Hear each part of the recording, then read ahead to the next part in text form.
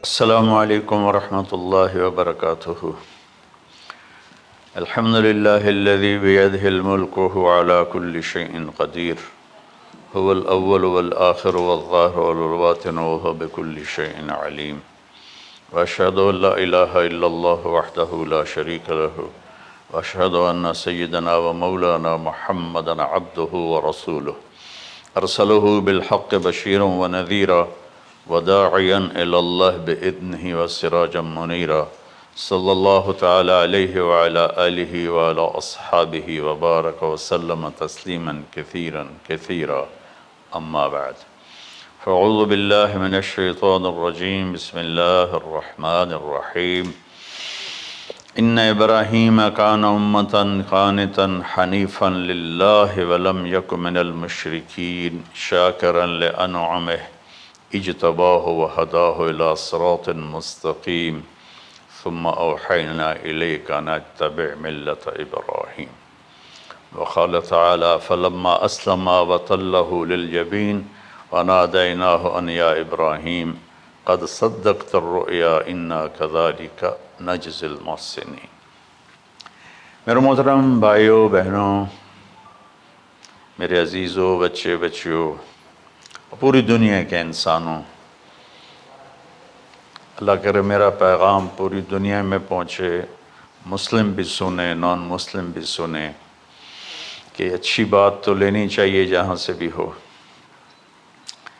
عید قربان جس کو ہم کہتے ہیں وہ قریب ہے، 5 دن 6 دن باقی ہیں۔ یہ ابراہیم علیہ السلام کی سنت ہے، اور میرے نبی نے اس کو زندہ کیا۔ بیچ کے زمانوں میں یہ نہیں تھی، اس کو میرے نبی پاک صلی اللہ علیہ وسلم نے زندہ فرمایا، اور آپ اپنے عید کے موقع پر 2 جانور ذبح فرماتے تھے، 2 دمبے، ایک امت کے لیے اور ایک اپنے لیے۔ سبحان، ایک امت کے لیے ایک اپنے لیے۔ ابراہیم علیہ السلام سے یہ سلسلہ کیسے شروع ہوا؟ ابراہیم علیہ السلام کون ہیں، ان کی ہستی کیا ہے؟ ابراہیم علیہ السلام وہ نبی ہیں جن پر ساری امتوں کا اتفاق ہے۔ یہود بھی ابراہیم علیہ السلام کو کہتے ہیں ہمارے ہیں، عیسائی بھی ابراہیم علیہ السلام کو کہتے ہیں ہمارے ہیں، مسلمان بھی ابراہیم علیہ السلام کو کہتے ہیں ہمارے ہیں۔ آگے پھر یہود موسیٰ علیہ السلام پر رک جاتے ہیں اور عیسیٰ علیہ السلام کا انکار کرتے ہیں، عیسائی عیسیٰ علیہ السلام پر رک جاتے ہیں اور محمد مصطفیٰ صلی اللہ علیہ وسلم کا انکار کرتے ہیں۔ ان ابراہیم لأواہ حلیم، ان ابراہیم لأواہ حلیم، ابراہیم بہت مہربان، رونے دھونے والے تھے، اور ابراہیم کا مطلب بھی ہے مہربان باپ، مہربان باپ۔ ابراہیم علیہ السلام کی کہانی تو بہت لمبی ہے، اسے سنانے کے نہ مجھے سکت ہے، اور نہ ہی آگے جو ہم کاسٹ کرتے ہیں اس میں اتنی ہمت ہوتی ہے، تو ہم شروع ہی کرتے ہیں کہ ابراہیم علیہ السلام سے اللہ نے اپنے بچے کی قربانی کیسے لی، پیچھے سارے واقعات کو چھوڑ کر۔ ابراہیم علیہ السلام کو جب آگ میں ڈالا گیا اور اللہ تعالیٰ نے ان کو آگ سے زندہ سلامت باہر نکالا، تو پھر انہوں نے ہجرت فرمائی اور مصر گئے۔ مصر کا جو بادشاہ تھا وہ ہر آنے والی عورت کو زبردستی 1 رات اپنے کمرے میں رکھتا تھا، تو اس نے حضرت سارہ علیہ السلام کو بھی قبضہ کر کے اپنے کمرے میں رکھا۔ جو ہی ہاتھ بڑھاتا اس کا ہاتھ سوکھ جاتا، پیچھے کرتا تو ٹھیک ہو جاتا، پھر ایسے ہاتھ بڑھاتا سوکھ جاتا، پھر پیچھے کرتا ٹھیک ہو جاتا، پھر ایسے ہاتھ بڑھایا سوکھ گیا، پھر پیچھے کیا ٹھیک ہو گیا۔ تو اس نے کہا یہ تو کوئی اور ہی بات ہے۔ تو اس نے اپنی بیٹی حضرت ہاجرہ وہ ان ابراہیم علیہ السلام کے نکاح میں دے دی۔ ابراہیم علیہ السلام اس وقت 70 سے اوپر جا چکے تھے اور حضرت ہاجرہ 22 سال کی تھی۔ یہ 3 افراد کا قافلہ ہجرت کر کے فلسطین پہنچا، اور ابراہیم علیہ السلام کی عمر گزر گئی۔ رب ہب لی من الصالحین، یا اللہ کوئی نیک بچہ دے، یا اللہ کوئی نیک بچہ دے۔ اولاد کا نیک ہونا ضروری ہے، ڈاکٹر بنے، انجینئر بنے، عالم بنے، مفتی بنے، ان میں سے کوئی چیز ضروری نہیں، اولاد کا نیک ہونا ضروری ہے۔ اور اس کے لیے والدین کو ٹائم دینا پڑے گا، والدین کو محبت دینی پڑے گی، والدین کو گود دینی پڑے گی، والدین کو شفقت دینی پڑے گی، ورنہ اولاد اور ماں باپ 2 کنارے بن جائیں گے۔ کچھ تقریباً 84 سال کی عمر میں اللہ تعالیٰ نے حضرت ہاجرہ سے بیٹا دیا، سارہ کی بجائے ہاجرہ سے بیٹا دیا۔ حضرت اللہ کی حکمت تھی، اللہ بھی یہی چاہ رہے تھے، تو حضرت سارہ کو بڑی تکلیف ہونے لگی، کہنے کہ اس بچے کو مجھ سے دور کرو، اس بچے کو مجھ سے دور کرو، میں دیکھ نہیں سکتی۔ تو جبریل آئے کہ اللہ تعالیٰ بھی فرما رہے ہیں کہ اسے یہاں سے دور کرو۔ کہ کہاں لے جاؤں؟ کہ یہ ہم بتائیں گے کہاں لے جانا ہے۔ تو جبریل انسانی شکل میں اونٹ پہ سوار ہو کر تشریف لائے، اور پیچھے حضرت ابراہیم علیہ السلام اپنی اونٹنی پر، بچہ بیگم، اور آگے جبریل رہبر کے طور پر۔ فلسطین سرسبز ہے، کہیں خشک ہے، لیکن پانی ہے، اچھی آبادی ہے۔ چلتے چلتے چلتے چلتے 1 مہینہ کا سفر کرنے کے بعد جب وہ علاقہ شروع ہوا جہاں کالے پہاڑ، کالے پتھر، کوئی پتا نہیں سبزے کا اور کوئی نشان نہیں پانی کا، وہاں سے چلتے چلتے چلتے 4 پہاڑوں کے اندر ایک وادی سی آئی۔ جب وہاں پہنچے تو جبریل کہنے لگے اللہ کے نبی یہاں ہاجرہ اور اسماعیل کو چھوڑ دیں۔ جب وہ آگ میں جا رہے تھے نا ابراہیم علیہ السلام، تو ایک لفظ نہیں بولے، بس نے کہا حسبی اللہ و نعم الوکیل۔ لیکن جب جبریل نے کہا یہاں چھوڑ دیں تو ایک دم بولے یہاں کیسے چھوڑ دوں، یہاں تو کچھ بھی نہیں ہے، یہ کیسے رہیں گے؟ کہ یہ آپ کے رب کی منشا ہے، یہاں اللہ کا گھر بنے گا، یہاں اس بچے کی نسل سے ایک آخری نبی پیدا ہوگا جو پورے عالم کو روشن کرے گا، آپ چھوڑ دیں۔ تو وہ وہاں 3 دن رہے، ان کے لیے ایک چھپر سا بنایا لکڑیاں کاٹ کے، یا 2 دن رہے یا 1 دن، یہ تو کوئی تحقیق کوئی نہیں ہے، لیکن ایک چھپر سا ان کو بنا کے دیا ایسے، یعنی اس ایک اوپر وہ لکڑیوں کی چھاؤں کر دی اور نیچے ایسے بانس سے گاڑ دیے اور چل پڑے۔ تو حضرت ہاجرہ فرمانے لگے آپ کہاں جا رہے ہیں؟ اتنا بڑا امتحان تھا کہ جواب نہیں دینا، بس چپ کر کے چلو۔ انہوں نے پھر پوچھا آپ مجھے چھوڑ کے کیوں جا رہے ہیں؟ آگے سے خاموشی۔ چلتے چلتے 3 میل تک وہ اس طرح چلی۔ جب وہ کدئی پہنچیں تو اس وقت ان کو خیال آیا یہ اللہ کے نبی ہیں، کہیں ان کو اللہ نے نہ کہا۔ تو ان کا اللہ امرک، کیا آپ کو اللہ نے کہا کہ مجھے چھوڑ دیں؟ کہنے لگے ہاں، یوں کیا۔ ایک دم ایک نئی ہاجرہ نے جنم لیا، کہ اذن، یوں گردن، اذن لن یضیعنا اللہ، جاؤ پھر میرا اللہ مجھے ضائع نہیں کرے گا۔ ابراہیم علیہ السلام بوجھل دل کے ساتھ پیدل چل رہے تھے، دونوں میاں بیوی اونٹنی پہ سوار ہوئے،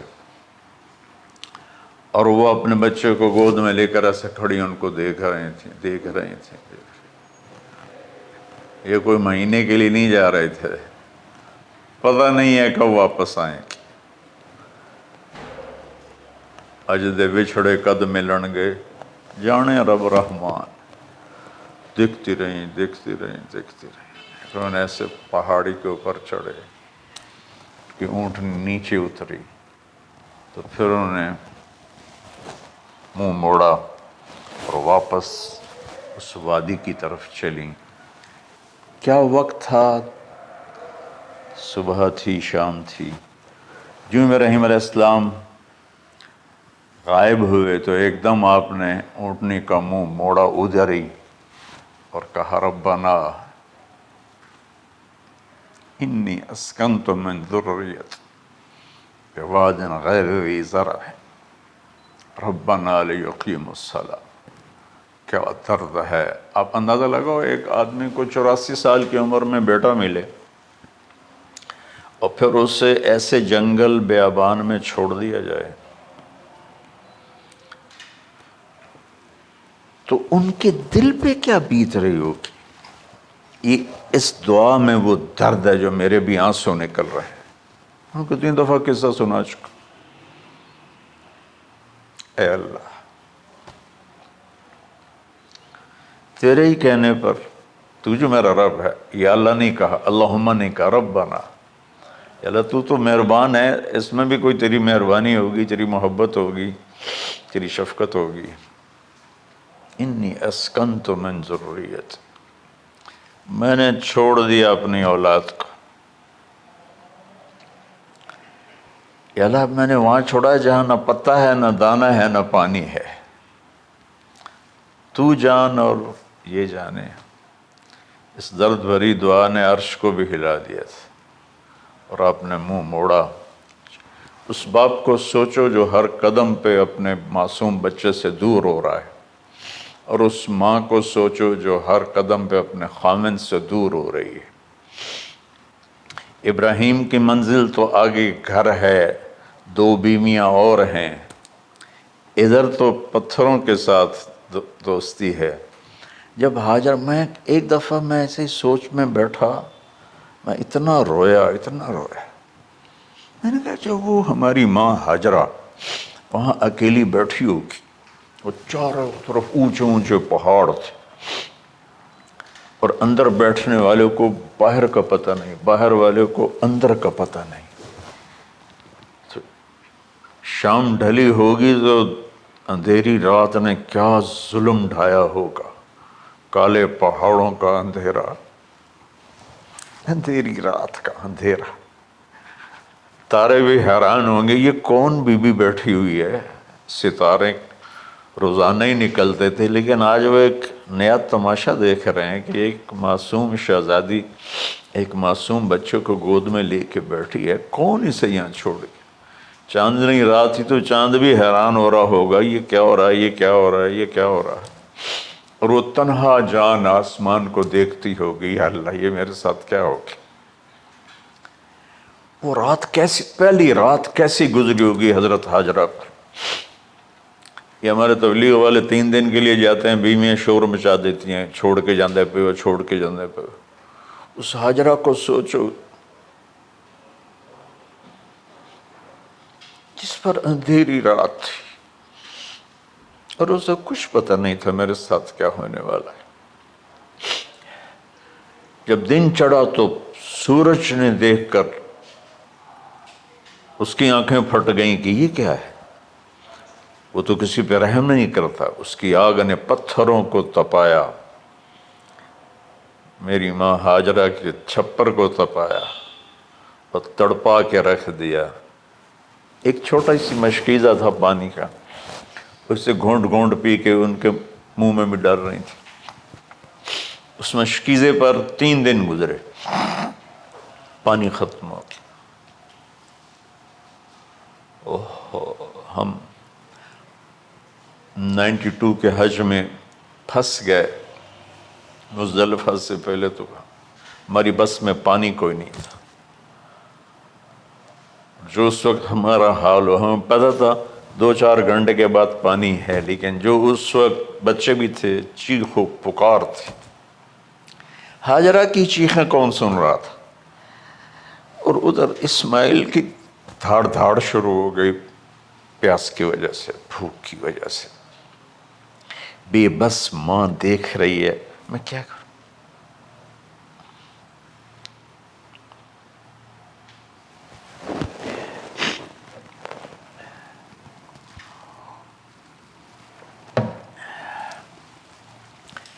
میں قطر میں تھا جماعت میں، تو مجھے یہاں کندھے میں درد ہوا، میں ہاسپٹل گیا تو ایمرجنسی سے انہوں لے کر گئے.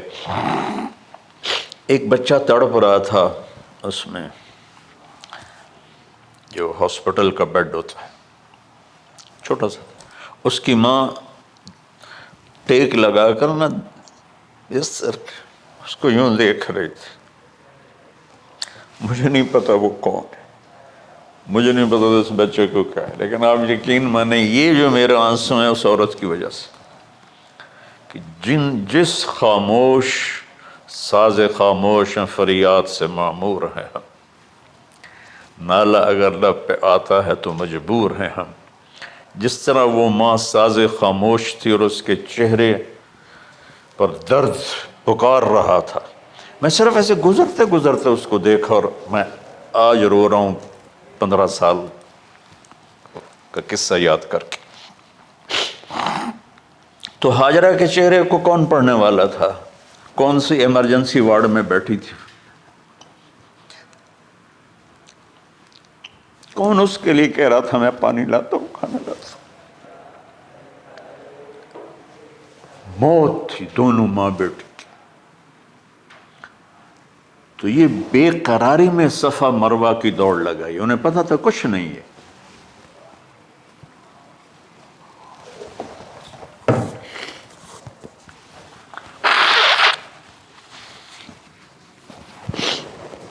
انہیں معلوم تھا کچھ نہیں ہے، لیکن وہ اس کو تڑپتے دیکھ نہیں پا رہے. وہ بھاگیں، صفا پہ چڑھی، ادھر دیکھ ادھر دیکھ، ابھا دیکھاں لمحہ دیکھاں، ڈٹھی دل کو دیواں ٹیکاں، سجن مل سم کے مر پوساں. یہ ہماری سرائکی کا شاعری ہے. مشرق دیکھتے ہوں، مغرب دیکھتے ہوں، دائیں بائیں دیکھتے ہوں، کوئی ہے میری فریاد سننے والا. یہ حالت تھی اس وقت ام اسماعیل کی. نیچے اتری جہاں وہ ٹیوب لائٹس آتی ہیں، وہاں وہ نیچے ہو گئے اور بچہ غائب ہو گیا. تو دوڑ لگاتے. مصر کی شہزادی اور مکے کے نوکدار پتھروں کے اوپر دوڑ رہی تھی. جب بچہ نظر آیا پھر آہستہ ہو گئی، پھر مروہ پہ چڑھی، پھر صفا پہ چڑھی، پھر مروہ پہ چڑھی، پھر صفا. مجھے لگتا ہے صفا مروہ بھی رو رہے ہوں گے اس وقت، اور مکے کے پہاڑ بھی رو رہے ہوں گے. سورج بھی اس وقت رو رہا ہوگا. آخر وہ مروہ پہ تھک کے گر گئیں. یہ نہیں کہ انہیں 7 چکر لگانے تھے، 7ویں چکر کے بعد ان کی ہمت جواب دے گئی، وہ گر گئیں. اور ان کا جینا چاہا کہ میں بچے کو اپنے سامنے مرتا دیکھوں، اس لیے وہیں گر گئیں کہ میں اتھے مر جاؤں اتھے مر جاؤں. پھر ایسے حسرت بھری نظروں سے یوں دیکھا، مر گیا کہ نہیں. تو وہاں ایک آدمی کھڑا تھا. پھر مردہ جسم میں پھر جان آ گئی. پھر انہوں نے اپنے آپ کو اٹھایا اور دوڑ لگائی. پہنچی تو آدمی غائب تھا اور پیڑیوں سے پانی نکل رہا تھا. اتنے چکر کیوں لگوائے؟ پہلے ہی نکال دیتا۔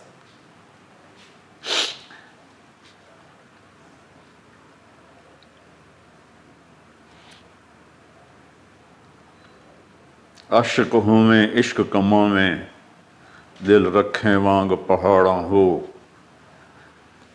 سہ صدیاں ہزار غلامیں کر جانے باغ بہاراں ہو، منصور جے چک سولی دتے جڑے واقف کل اسراراں ہو، سجدیں سر چائیں نہ باہو توڑے کافر کہیں ہزاراں ہو، عاشق سوئی حقیقی جڑا قتل معشوق دے مننے، سر نو جوڑے تے مکھ نہ موڑے بھامیں 100 تلواراں کھنے، سچا عشق حسین علی دا باہو سر دتے تے راز نہ بن۔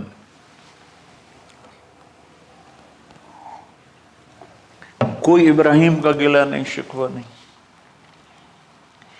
یہ 7 چکر اور تڑپ اور درد، اس کے بعد پانی کیوں نکالا؟ پہلے کیوں نہیں نکالا؟ کہ عشق کا راستہ ہی ہے۔ میرے گھر کے راستے میں کوئی کہکشاں نہیں ہے، راستہ عشق اشقا سے۔ اشقا کہتے ہیں آکاس بیل جو درخت کو چمڑ جاتی پیلی، تو وہ درخت اس کا ایسا عاشق ہوتا ہے سب کچھ اس کو کھلا کے خود خوش ہو کے جل کے بالن بن جاتا ہے۔ اس سے اشقا ہے کہ عشق ایسی چیز ہے، عشق تے آتش ڈوہیں برابر اتے عشق دا تاؤ تکھیڑا، آتش ساڑے کخت کا نیرا، عشق ساڑے دل جیڑا۔ خواجہ غلام فرید صاحب کی شاعری سنا رہا ہوں کہ عشق میں بھی آگ ہے اور لکڑی میں بھی آگ ہے۔ لکڑی کی آگ خس و خاشاک کو جلاتی ہے اور عشق کی آگ دل کو جلا کے برباد کر دیتی ہے۔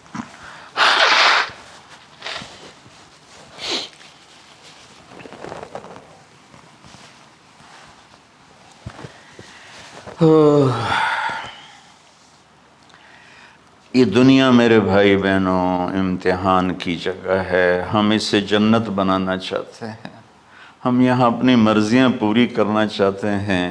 اللہ کی قسم، اللہ کی قسم، اللہ کی قسم، جس نے اپنی مرضی پہ چلنا شروع کیا وہ تباہ ہو گیا۔ جو اللہ رسول کی غلامی کے دائرے میں آیا وہ کامیاب ہو گیا۔ دیکھا تو پانی ابل رہا ہے، ابل رہا ہے، ابل رہا ہے، فوارے مار رہا ہے۔ تو اس وقت عبرانی لینگویج تھی تو ان کا زمزم زمزم، ٹھہر جا ٹھہر جا ٹھہر جا۔ وہ نیچے زور، اللہ کو بھی یہی منظور تھا، وہ نیچے زور۔ میرے نبی نے فرمایا اگر میری ماں زمزم نہ کہتی تو پورے عرب کو یہ پانی سیراب کر دیتا۔ اور آپ حیران ہوں گے، آج کل تو بہت زیادہ ایڈوانس ہے سائنس، تو سعودی گورنمنٹ نے کہ یہ اس کا سورس کیا ہے، یہ پانی کہاں سے آ رہا ہے، طائف تک ساری زمین کو کھنگالا، کوئی اس کا پیچھے سے لنک نہیں ہے۔ کہیں چشمہ ہوتا ہے نا تو پیچھے لنک ہوتا ہے، کہیں سے پانی نکل ہوتا ہے پیچھے سے لنک ہوتا ہے۔ زمزم کا کوئی لنک نہیں۔ جو ہی موٹر چلاتے ہیں تو 8-9 جھرنے ہیں سوراخ، وہاں سے پانی ابل ابل کے آنا شروع ہو جاتا، اور جو ہی موٹر بند کرتے تو وہ جھرنوں کا پانی بند ہو جاتا۔ اس میں نہ مچھر ہے، نہ اس میں کوئی کیڑا ہے، نہ کوئی مکوڑا ہے، پاک صاف پانی، زمزم زمزم۔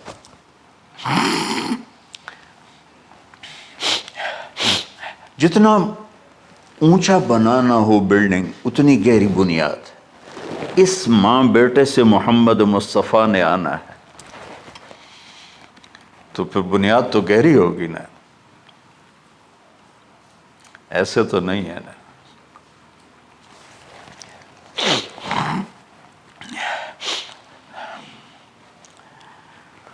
تو چونکہ محمد مصطفیٰ صلی اللہ علیہ وسلم کو اس بچے اور اس ماں سے اللہ نے وجود دینا، پیچھے ابراہیم والد ہیں دینا، ابراہیم علیہ السلام کی نسل میں 4000 انبیاء آئے، بنو اسرائیل میں 4000 اور حضرت اسماعیل علیہ السلام کا ایک ہی جو 1.25 لاکھ پہ بھاری نہیں ہے بلکہ کل کائنات پہ بھاری ہے اللہ کے بعد۔ تو اس لیے پسائی ہوئی یہ جو بناتے ہیں اپنی باڈیز، وہ اپنی کتنی پسائی کرتے ہیں، وزن اٹھاؤ، دوڑو، وہ کیا کیا اپنے آپ کو مشقت میں ڈالتے ہیں، تب جا کے وزن وہ نکھر کے آتے ہیں۔ یہاں کوئی آبادی نہیں تھی، یمن سے لوگ جاتے تھے شام تجارت کے لیے، تو قبیلہ جرہم کا گزر تھا، پانی نہیں تھا، تو وہ پانی کی تلاش میں تھے، انہوں نے پرندے دیکھے، وہ کہنے کہ پرندے تو پانی پر آتے ہیں، انہوں نے 2 آدمی بھیجے، آگے دیکھا ایک خاتون، ایک بچہ اور کنواں تو نہیں تھا، پانی چشمہ، تو وہ سارے آئے اور کہا کہ بہن ہم یہاں ٹھہر جائیں، کہ اب ٹھہرو لیکن پانی میرا، ان کا ٹھیک ہے پانی آپ کا ہے۔ تو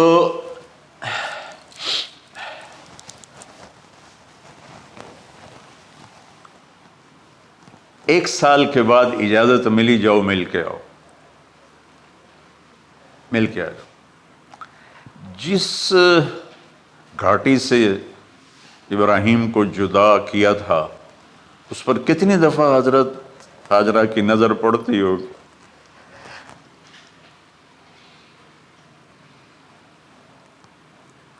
اگر آپ اس کو فیل کریں تو یہ قصہ بیان ہی نہیں ہو سکتا، بس رونا ہی پڑے گا۔ اور خاص طور پر آج کے دور میں جب کوئی اللہ کو کی ماننے کے لیے تیار ہی نہیں ہے، کوئی جہنم سے ڈرنے کے لیے تیار نہیں، کوئی جنت کی طلبگار نہیں۔ 1 سال کے بعد اونٹنی کا سر نظر آیا تو دل اچھل کے آسمان کو جا لگا کہ میری آنکھوں کی ٹھنڈک آ گئی، میرے سر کا سایہ آ گیا، میرے بیٹے کی چھاؤں آیا۔ وہ اونٹنی بٹھائی، کہا تشریف لائیے، کہنے لگے اترنے کا حکم نہیں ہے، صرف ملاقات۔ نہ آتے صبر آیا ہوا تھا، صبر توڑ کے پھر جا رہے ہیں، تو اف نہیں کی، آہ نہ کر لبوں کو سی،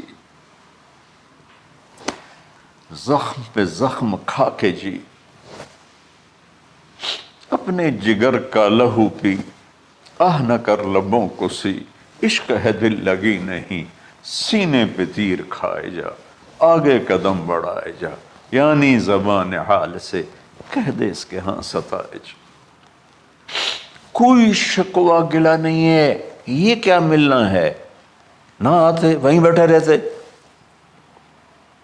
کہنے لگے اچھا بچہ گود میں دے دو، سینے سے لگا پیار کی، بہتے آنسو بچے کے رخسار پہ گرے، بچوں کو پتہ نہیں کون ہے۔ کہنے لگی اجازت ہے آپ کا سر دھو دوں، منہ دھو دوں، پاؤں دھو دوں، ہاتھ دھو دوں، یہ پانی پاک ملا ہے، ٹھیک ہے واپس۔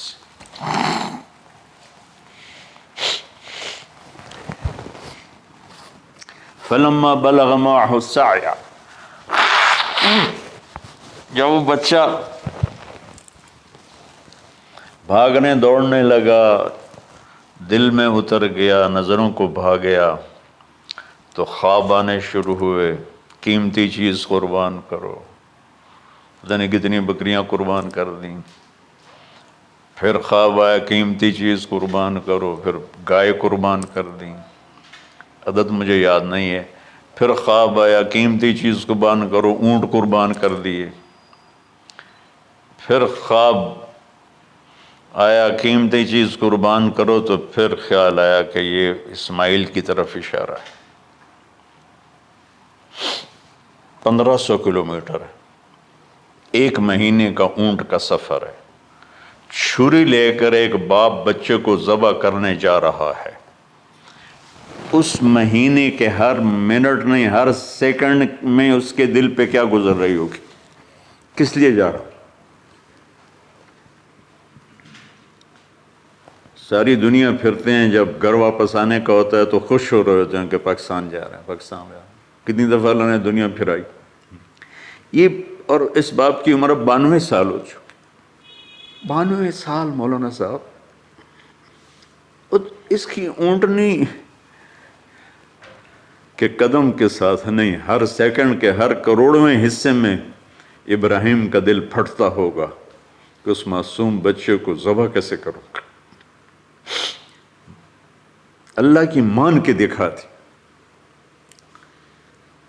اللہ نے تو ہمیں دین ہی آسان دیا ہے، ہم سے تو نہیں بچوں کی قربانی مانگی۔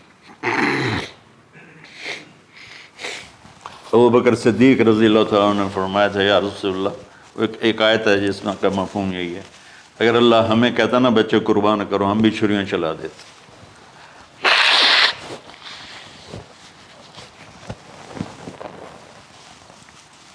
تو میں اس تصور میں جب ڈوبتا ہوں میں رونا شروع کر دیتا۔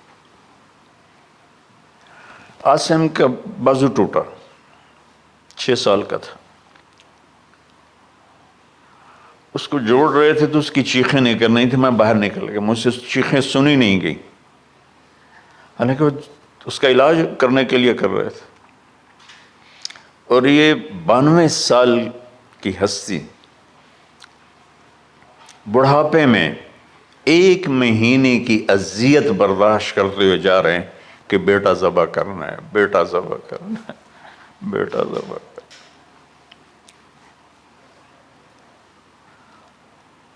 تو وہاں پہنچے تو اب اسماعیل نے جانا ہے کہ یہ ہیں میرے ابا۔ وہ کیسے لپٹے ہوں گے، کیسے چوما ہوگا، کیسے پیار کیا ہوگا، یہ بیوی کا آپس میں۔ مجھے نہیں پتا کہ کتنے عرصے بعد انہوں نے ایک قدم اٹھایا، لیکن کہا کہ بچوں کو تیار کرو، میں اس کو سیر کرانے لے جا رہا ہوں۔ بڑی خوش ہوئی، ماں بھی بچہ بھی اچھل رہا ہے، اور لے کے پہنچے جمرہ کبریٰ پر، وہ جو شیطان کو 3 جگہ مارتے ہیں تو آخری جگہ وہاں اس وقت ایک تنگ سی جگہ تھی پہاڑوں میں گھری ہوئی، وہاں پہنچے تو کہتے ہیں یا بنی انی، کوئی شک شبہ والی بات نہیں ہے، ارا فی المنام انی اذبحک، میں نے تمہیں ذبح کرنا ہی ہے، انی میں نے تمہیں ذبح کرنا ہے، فانظر ماذا تری، تیری رائے کیا ہے؟ قربان جاؤں اس ماں پہ جس نے 7-8 سال کے بچوں کو کیا تربیت دی۔ یا ابت افعل ما تؤمر، یعنی یا ابت افعل، بیچ میں کوئی حرف نہیں، کوئی عطف نہیں، یا ابت افعل بما تؤمر ستجدنی انشاء اللہ من الصابرین۔ اس عمر میں اپنی قربانی کو اللہ کے ساتھ جوڑا، ابا کرو آپ۔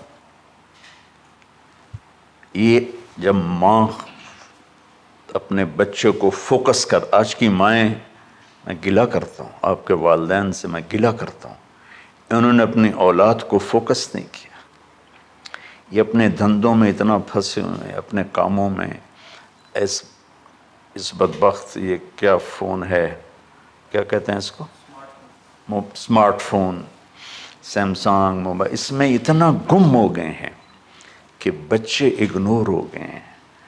3 سال کا بچہ سکول جا رہا ہے، اسے ماں کی گود چاہیے، اسے سکول بھیج رہے ہیں، وہ وہاں، میرے بچے کو ڈسلیکسیا تھا، اس کو عاصم کو، اس کو پڑھنا نہیں آتا تھا، ایک بیماری ہے، تو اس کی ٹیچریں مار مار مار اس کا حشر کر دیتی، میرا بچہ برباد کر دیا انہوں نے۔ وہ 6 سال کی عمر میں ڈپریشن کا شکار ہو۔ میں ماؤں سے کہتا ہوں بچوں کو ٹائم دو، تمہارا سرمایہ تمہاری اولاد ہے، اور اولاد ڈگری سے عزت نہیں ملتی، اولاد تمہاری نیک ہوگی تو وہ بلند بخت ہوں گی، عزت پائیں گی۔ پاکستان کو پڑھے لکھوں نے لوٹا ہے، ان پڑھوں نے نہیں لوٹا۔ ابا جی، بابا جی، آپ کریں نا، دیر کیوں کر رہے ہیں؟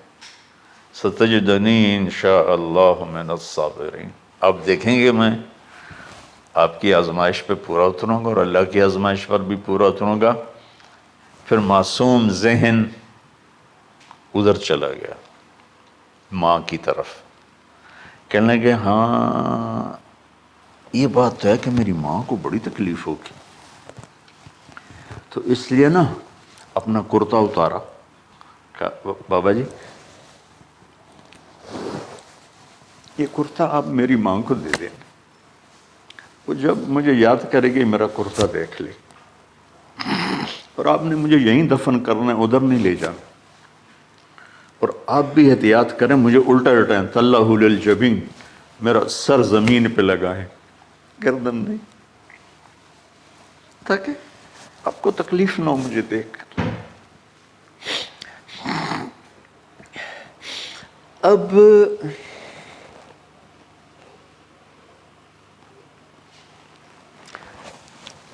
میں تو مرغی ذبح ہو رہی ہوں نا تو اس کو تڑپتے نہیں دیکھ سکتا۔ قربانی کے لیے مفتی صاحبان کہتے ہیں کہ اوپر کھڑا ہونا چاہیے، خود کرے یا اوپر کھڑا ہو، میں نہیں کھڑا ہو سکتا۔ جانور جب تڑپتا ہے تو مجھے کچھ ہونے لگتا، تو میں بچوں کو بھیجتا ہوں جاؤ قربانی پہ کھڑے ہو۔ جیسے ابراہیم علیہ السلام کا تصور کر کے میری چیخیں نکل کہ انہوں نے جب ان کی کمر پہ گوڈا رکھا ہوگا یوں کر کے، ہاتھ باندھے، پاؤں باندھے، اور سر کے بال یوں اٹھا کے یہاں لائے ہوں گے سر کو، اور چھری یہاں رکھی ہوگی، کیا کیفیت؟ تو یوں آسمان کو دیکھ کر کہ یا اللہ کیا تم مجھ سے ناراض ہو گیا کہ میرے دل میں اسماعیل زیادہ اتر گیا ہے؟ یا اللہ ایسا کبھی نہیں ہے، یا اللہ یا میرا کوئی امتحان تو لے رہا ہے، یا اللہ تیرے اوپر سب کچھ قربان ہے، اور یوں چلائی، اور اللہ تعالیٰ نے چھری کی کیا حیثیت ہے، اس نے چلنے سے انکار کر دیا، پھر چلائے، پھر چلائے۔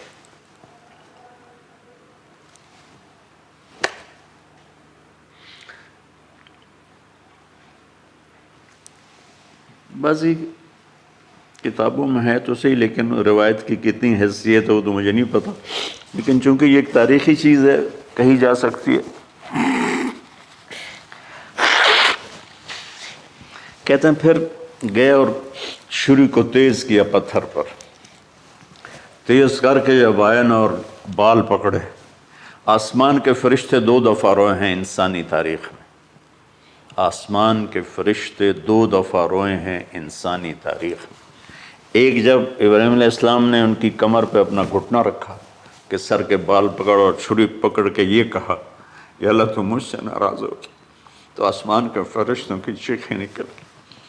اور ایک جب اللہ کے نبی کو طائف میں پتھر پڑے کہ اللہ من یشکو الیک ضعف قوتی، تو آسمان کے فرشتوں کی چیخیں نکل گئی۔ جب ہمارے نبی کو طائف والوں نے مارا اس پر، یہ 2 دفعہ آسمان کے سب فرشتے روئے۔ تو پھر اللہ نے کہا بس، نادیناہ ان یا ابراہیم قد صدقت الرؤیا انا کذلک نجزی المحسنین، ابراہیم تو پاس ہو گیا ہے۔ چھری چل گئی، اور آنکھوں پر تو پٹی تھی، چھری چل گئی، پٹی کھولی تو سامنے کبش تھا، دمبا اور اسماعیل اور جبریل کھڑے ہوئے تھے۔ اس جانور کی قربانی ایک علامت ہے، اس قربانی سے ایک پیغام ہے کہ اپنے غلط جذبات کو اللہ پر قربان کر دو۔ ہم سے اللہ نہیں کہہ رہا بچے قربان کرو، ہم سے کہہ رہا غلط جذبات قربان کرو۔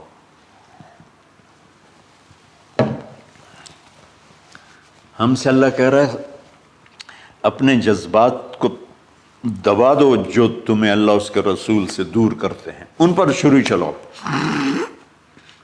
جو اللہ اس کا محبوب کہتا ہے ان کو کرنے کے لیے بھی اپنے جذبات پہ چھری چلاؤ۔ سچ بولنے کے لیے چھری چلانی ہے تو چلاؤ اپنے جذبوں پر، اب اس کو پھیلا دو۔ ساری شریعت میں اللہ نے جو احل حلالا، جو اس نے کہا ہے یہ کرنا ہے اس کے لیے اپنے جذبات قربان کر دو، وحرم حراما، اور جو کہتا ہے نہیں کرنا اس کو چھوڑنے کے لیے اپنے جذبات قربان کر دو۔ تو یہ ہے قربانی کی اصل حقیقت۔ جانور دمبے ذبح کرنا تو اس کی ایک علامت ہے، اس کی ایک علامت ہے کہ ہم میرے نبی نے حج پر 63 اونٹ ذبح کی،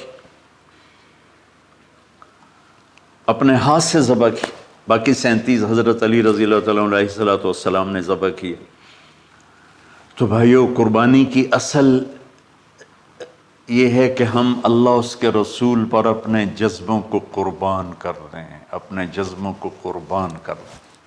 مولانا ابوالکلام آزاد رحمۃ اللہ علیہ کا میں مضمون پڑھ رہا تھا اسی قربانی پر، تو انہوں نے فرمایا، انہوں نے لکھا، وہ خطابت اور قلم کے تو بادشاہ تھے، واقعی وہ ابوالکلام تھے۔ انہوں نے لکھا کہ اللہ نے چھری کے لیے چلنا طے کیا ہوا تھا، اللہ نے چھری کے لیے چلنا طے کیا ہوا تھا۔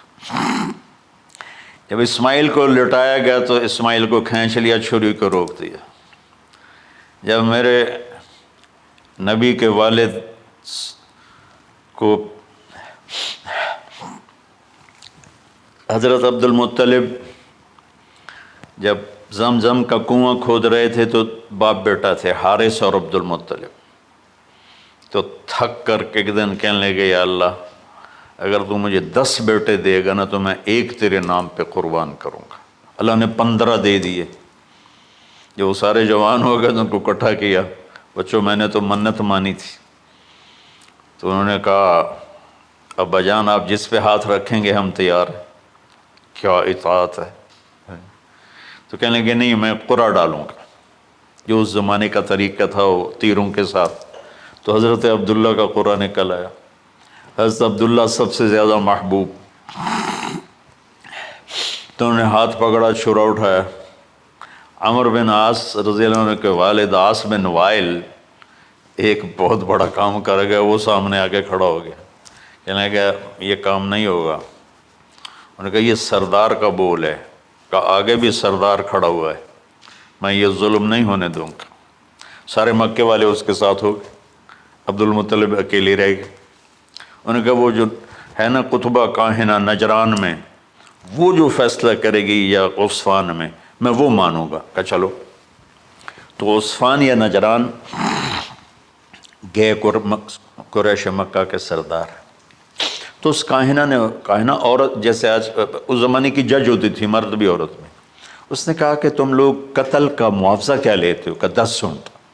کہ اچھا ایسا کرو، ایک تیر پہ لکھو عبداللہ اور ایک پہ لکھو 10 اونٹ اور قرعہ ڈالو۔ اگر اونٹوں کا قرعہ نکل آئے تو جتنے اونٹ لکھے ہیں وہ ذبح کر کے عبداللہ کو چھوڑ دو، اور اگر عبداللہ کا نام نکلے تو ہر دفعہ 10 اونٹ بڑھا دو۔ تو وہ سارے بڑے خوش ہو گئے۔ تو عبد المطلب نے احتیاطاً 100 اونٹ پہلے کھڑے کر لیے صفا کے ساتھ، اور حرم شریف میں اکٹھے ہو گئے، اور وہ جو تیروں سے کرتے تھے تو الانصاب غالباً اس کو کہتے ہیں، ایسا ہی ہے نا؟ ہاں۔ تو وہ 10 اونٹ عبداللہ، اس نے جو قرعہ اندازی میں والے جو پھینکا تو نکلا عبداللہ۔ تو وہ 10 اونٹ اس نے پہلے الگ کھڑے کیے تھے تو 20 کر دیے، پھر قرعہ ڈالا تو عبداللہ، پھر 10 اور کر کے 30 کر دیے، پھر قرعہ ڈالا تو عبداللہ، پھر 10 اور کی تو 40 ہو گئے، پھر قرعہ ڈالا تو عبداللہ تو 50 ہو گئے، پھر قرعہ ڈالا تو عبداللہ تو 60 ہو گئے۔ مکے والوں کی آنکھیں پھٹنے لگی، پسینے آنے لگے۔ پھر قرعہ ڈالا عبداللہ تو 70 ہو گئے، 80 ہو گئے، 90 جب ہوئے تو سب کی آنکھیں باہر نکل آئیں کہ اب پیچھے تو اونٹ ہی ختم ہو گئے۔ تو پھر قرعہ ڈالا 100 پر تو نکلا 100 اونٹ۔ تو سب نے نعرے لگائے، تو عبد المطلب کہنے لگے نہیں میں ایک دفعہ اور کروں گا، کیا تو پھر 100 اونٹ، پھر سب نے نعرے لگائے، کہا نہیں میں ایک دفعہ اور کروں گا، پھر کیا تو 100 اونٹ۔ تو پھر عبد المطلب نے حضرت عبداللہ کو آزاد کیا، 100 اونٹ خود ذبح کیے۔ تو ابوالکلام آزاد رحمۃ اللہ علیہ فرماتے ہیں دوسری دفعہ وہ چھری چلنے لگی حضرت عبداللہ پر۔ ایک واقعہ بھی اس کے ساتھ عجیب ہے۔ آپ بازار میں جا رہے تھے حضرت عبداللہ، تو سامنے سے ایک نا پہلی کتابوں کی عالم عورت آ گئی۔ اس نے اسے دیکھا تو کہا عبداللہ تیری جان بچانے پہ 100 اونٹ ڈگے تھے نا؟ کہاں؟ کہ ایک رات میرے ساتھ گزار لے 100 اونٹ میں دوں گی۔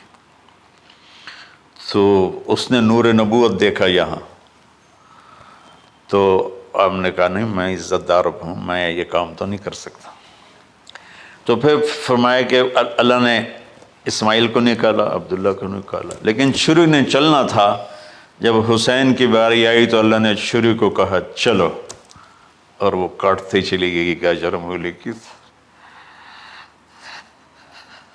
میرے نبی کی ساری نسل ذبح کی۔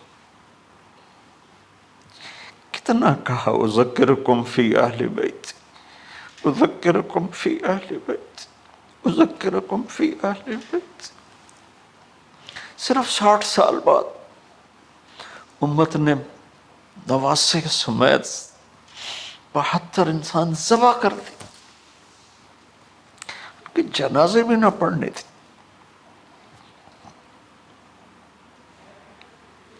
اقبال نے کہا تھا نا قتل حسین اصل میں مرگ یزید ہے، اسلام زندہ ہوتا ہے ہر کربلا کے بعد۔